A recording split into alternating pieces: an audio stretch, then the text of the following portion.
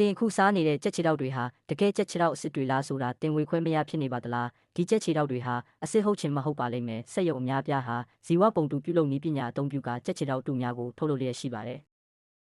အကုန်ကြတက်တာတဲ့ကြက်ချီတောက်တူပြုလုပ်ပုံကိုခုပဲကြည့်လိုက်ကြရအောင်အရင်ဆုံးအသားတူပြုလုပ်တဲ့ကုံမုံနဲ့နူးညံ့ဆေးတို့ကိုအချိုးညီစွာထည့်ပါတယ်ရင်းတို့ကိုမှွေးဆက်ကြီးထဲထည့်ကတမအောင်မွေးပါတယ်အချိန်ပြင်းပြင်းနဲ့မှွေတဲ့အခါမှာတော့နူးညံ့ပျော့ပြောင်းတဲ့အနှစ်ကိုရရှိလာပါပြီထို့နောက်ပုံစံခွက်ထဲကိုလောင်းထည့်ပါတယ်ပုံစံခွက်တစ်ခုကိုကြက်ချီတောက်ဆက်တစ်ချောင်းထွက်ပါတယ်အယိုးဖူအရေပြားအကုန်လုံးဟာကြက်ချီတောက်အစင်းနဲ့ချွတ်ဆွတ်တူအောင်ပြီးအချိန်ပြင်းပြင်းနဲ့ပုံသွင်းထားပါတယ်ထို့နောက်အေးခံပြီးတဲ့အခါမှာတော့စီပူထဲထည့်ကကြော့ပါတယ်ကြက်ချီတောက်တွေဟာကျွတ်ရွက်ကရွှေအောင်တန်းသွားပါတယ်တကယ်ကြက်သားအနံ့ကိုလည်းပေးစွမ်းနိုင်ပါတယ်လုံသမားတွေဟာအထူးပြုလုပ်ထားတဲ့အနက်အရသာပါဝင်တဲ့အချင်းရည်ကိုတုပ်လိမ့်လိုက်တဲ့အခါမှာတော့အရန်ရတာရှိတဲ့ကြက်ချီတောက်ကင်ကိုရရှိပါပြီပါကင်လှလှလေးများထုတ်ပိုးကတစိမ့်မျိုးမျိုးတက်ရောင်းချနေကြပါတယ်ဓာတုပစ္စည်းတွေနဲ့ဆက်ကြီးတွေရဲ့တီထွင်ဖန်တီးမှုနဲ့တောက်ပကတုံးဤတဲ့ခန်းစားချက်ကြောင့်ဒါဟာကြက်ချီတောက်ဟုတ်သလားဆိုတာဝေခွဲမရနိုင်အောင်ပါပဲ